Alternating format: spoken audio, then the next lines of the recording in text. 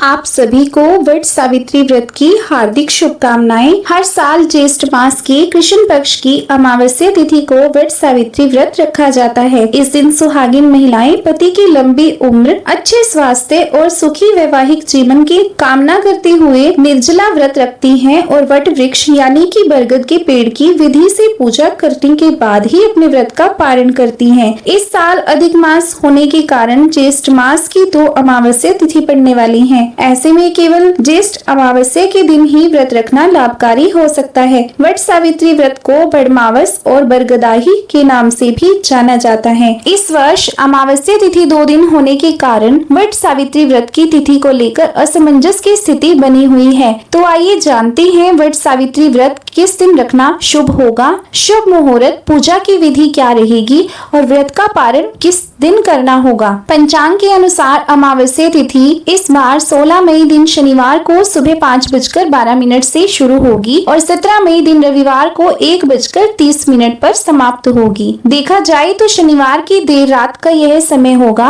वट सावित्री व्रत 16 मई दिन शनिवार को किया जाएगा। वट सावित्री व्रत पर पूजा के लिए सबसे उत्तम समय रहेगा सुबह 7:12 से लेकर 8:24 तक। इसके अलावा अभिजीत मुहूर्त में भी आप पूजा कर सकते हैं, जो कि सुबह 11:50 से दोपहर 12:45 तक रहेगा। इस दिन ब्रह्म मुहूर्त सुबह 4:12 से लेकर 5 बजे तक रहेगा। इस दिन सूर्योदय होगा सुबह 5:49 पर और सूर्यास्त होगा शाम 6:57 पर और इस दिन राहु काल होगा सुबह 9 बजे से 10:30 बजे तक। राहु काल लगने से पहले या फिर राहु काल की समाप्ति के बाद ही आपको पूजा करनी चाहिए। राहु काल के समय पूजा पाठ से जुड़ा हुआ कोई भी कार्य करने से आपको बचना चाहिए और जो भी माताएं बहनें अगले दिन सूर्योदय होने के बाद व्रत का पारण करती हैं, उन्हें 17 मई दिन रविवार को सुबह ब्रह्म मुहूर्त में पूजा करने के बाद सुबह 5:48 के बाद ही व्रत को खोलना चाहिए। इस साल वट सावित्री व्रत पर शनि जयंती के साथ सौभाग्य योग और शोभन योग का निर्माण हो रहा है, जो कि बहुत ही अच्छा माना जाता है। यह योग वट सावित्री व्रत को और भी खास बना रहा है। आइए जानते हैं वट सावित्री व्रत की पूजा विधि। सभी कामों से निवृत्त होकर स्नान कर ले और साफ वस्त्र धारण करें। इसके बाद आटा की 14 पूड़ी और थोड़े गुड़ और आटा के गुलगुले बना ले। इसके साथ ही भिगोए हुए चावल को भी पीस ले। इसके बाद पूजा की थाली सजा ले। अब स्वयं 16 श्रृंगार करके बरगद के पेड़ की पूजा करने के लिए जाएं। अब वट वृक्ष में जल अर्पित करें और फिर फूल, माला, सिंदूर, अक्षत, मिठाई, खरबूज, सेब आदि अन्य मिठाई और फल 14 पूड़ियाँ लेकर हर एक पूड़ी में 2 भिगोए हुए चने और आटा गुड़ के बने गुलगुले रख दें और इसे बरगद की जड़ में रख दें। इसके साथ ही बांस का पंखा रख दें और फिर जल अर्पित करें। अब घी का दीपक और धूप जला लें। इसके बाद सफेद सूत का धागा या फिर सफेद धागा, कलावा आदि लेकर वृक्ष के चारों ओर परिक्रमा करते हुए बांध दें। 5 से 7 या फिर अपनी श्रद्धा के अनुसार आप परिक्रमा कर लें। इसके बाद बचा हुआ धागा वहीं पर छोड़ दें। अब व्रत कथा पढ़े या फिर सुने। सुनते समय हाथों में भिगोए हुए चना ले लें। कथा श्रद्धा पूर्वक सुनने के बाद वट में चने अर्पित कर दें। कथा सुनने के बाद सुहागिन महिलाएं माता पार्वती और सावित्री को चढ़ाए गए सिंदूर को 3 बार लेकर अपनी मांग में लगा ले। फिर विधिवत आरती करके भूल चूक के लिए अपनी माफी मांगे। फिर चने के साथ दाने और बरगद के पेड़ की एक कोपल लेकर अपना व्रत खोल लें। तो यह थी आज की वीडियो। उम्मीद है आप सभी को पसंद आई होगी।